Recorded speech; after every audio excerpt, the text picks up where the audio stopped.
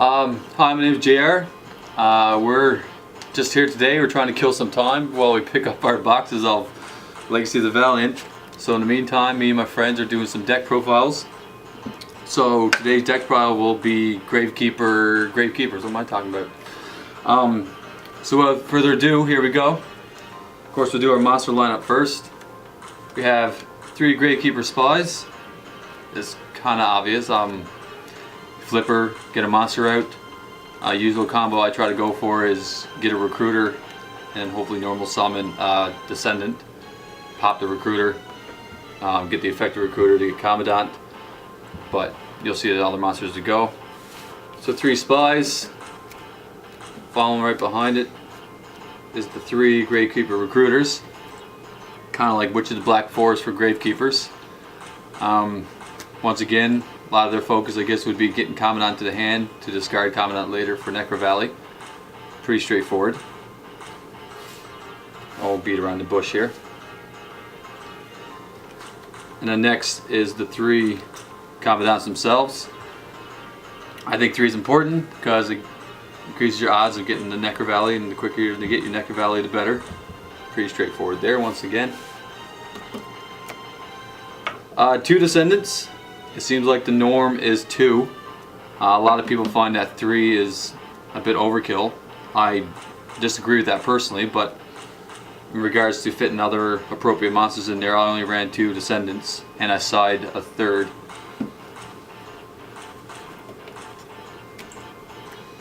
Two guards. I love guards a lot. I think to me they're really important in deck. When Legacy of the Valiant come out, I'll take out 1, but I won't take out 2. Just the whole return the monster to the hand effect I think is pretty good to have, especially with Exceeds and Synchros floating around. And with Necro-Valley out, he's a 2400 defense, so that works out pretty good. Moving along. Visionary. I don't think too many people run him, but I think his effect's pretty good. The attack increase can really, more often than not, when he's out, I can get him up around the 3000s. His second effect if he's destroyed, I can discard another Gravekeeper from my hand. I think is a really good effect. Personally, I want to keep him when I get the new cards from Legacy of the Valiant, but unfortunately I may have to take him out. Worst case scenario, maybe I could side deck him at least. Yeah, I think Visionary's nice, especially with Magician's Circle, which I'll show you later. Our last Gravekeeper is Gravekeeper's Assailant. Amazing effect when Necro-Valley comes out to change battle position face up. It can really be a game changer. Other than that, I really like this card, but he may be coming out once again when Legacy of the Valiant comes out. And lastly is Veiler. So the monsters aren't strictly Gravekeepers, but it is strictly spellcasters. I think it's nice to have at least 1 Veiler in there. Never know when you might need it. Not too much else to say about that. He may be coming out as well when Legacy of the Valiant comes out, but I'll find out through playtesting if whether or not he's going to have a spot in there. That's it for monsters. Moving on to magic. Let's come up with the obvious. 3 Necro-Valleys. The core of the deck. Very important card. Shuts down a lot of plays in the graveyard. Can't banish from the graveyard. For probably the majority of people watching, they know the gist of what Necro-Valley does. So yeah, good card. All 3 I believe would be necessary. More Gravekeeper related is the 2 Gravekeeper steals, however you want to pronounce it. I don't really care. I only ran 1 for a while, but 2 is never bad to have. And roll a Tribute. From what I've been gathering on the internet, a lot of people find this card not necessary and that he's not half as good mid-game or even late game, but I think regardless, especially in opening hand, if you can get the opening hand and go for that huge advantage, is worth having in there. I enjoy the card, so I plan on keeping it in there. Moving along, 2 MSTs. I think 2 is all you need. Despite Descendant's effect, I still think it's important to have MSTs in there. to me is one of the core staples in there. Regards to draw power, you got your 2 pots and a Lure Darkness. 3 pots might be good, but Lure Darkness still gets the job done. Plenty of dark monsters. In fact, the majority of it is probably dark monsters except for the Commandant and the Effect Veiler. So I like having that card in there. He may go for a 3rd pot, but once again, I had to play test that before I make my final decision. And the last magic cards is your Book of Moon, your Dark Hole, and your Forbidden Lance. All perfectly good cards. Almost pretty much self-explanatory. Let's go straight on to the traps. 2 Mirror Forces. I like having 2.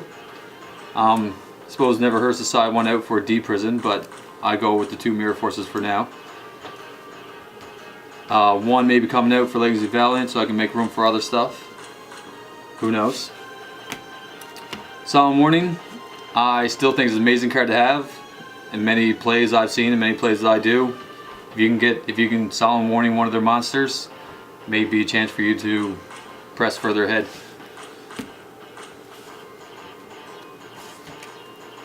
Venus Chain, amazing card. Bottomless Trap Hole, classic.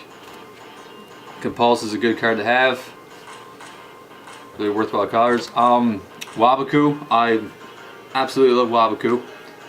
I think that's an amazing card to have. Trenchel and 1 Dark Bribe. Bit of a sucker for Dark Bribe. I think it's really nice to have. That will more than likely get easily replaced when I get my hands on a tomb, if. And lastly, for the traps, a card I found extremely helpful in this deck, Magician's Circle. Once again, when a spellcaster type monster declares attack, each player special summons 1 spellcaster type monster with 2,000 less attack from the deck in the face-up attack position.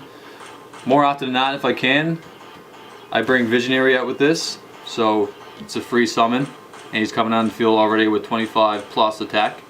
If I have him in my hand, unfortunately, I just bring something out. I have tons of targets, so this card's helped me out tremendously.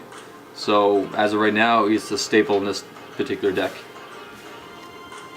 I won't show my side deck because my last side deck I created was specifically for the last tournament, so some of it's really not applicable, so I'll move on to the extra deck instead, and I'll be pretty straightforward and quick about this. 2 Master Key Beetles. Helps the deck so much. Protect your Necro Valley. Enough said. Really good effect for this thing. Easy to get out with most of the Gravekeepers being dark.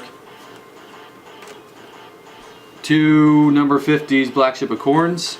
I probably don't necessarily need to, but just to make 15 cards in the extra deck right now, I added it in there anyways. Really good card. 2 Cowboys. Once again, I don't know if I need to, but I like having 2. Is a rare instance, but if I get 2 out, that's more effect damage to my opponent. 1 Mistroke. Good card. A Diamond Dire Wolf. Even if you just bring him out and use him to sacrifice in order to destroy a card in the field, I think it's worth it. I had a Wind-Up Zenmeister in there to potentially flip a Gravekeeper Spy face down. I don't use that card that much, but he's good to have in there if I do get an opportunity to use it. And plus, with the detachments, with the materials on him, he does get an extra attack bonus. Steel Storm Roach, great card to have in it. Yeah, not much to say about that. It's a good card to have. Photon Papillon Operative. I love her effect. She's got an amazing effect. She's worthwhile in the extra deck. Number 39 Utopia. Gem Knight Pearl. Also a good card. Normal monster, basically. You get around Venus Chain, which helps out tremendously, and 2600 attack to boot. And lastly, for the 2 rank 3s, in case I ever rank exceed with the Gravekeeper Recruiters, Wind-Up Zen Mains, and Leviar Sea Dragon. For the few times I may be able to take a banished monster and bring it to my side of the field. So that is the gist of my Gravekeeper deck. My favorite deck so far for the longest time. So, did pretty well with it for the most part. You know, some few bumpy times ahead, but that's all you can do. It's no biggie. And when Legacy of the Valley comes out, this deck is going to get so much better. And I can't wait to experiment with all the cards that come out for it. Bye!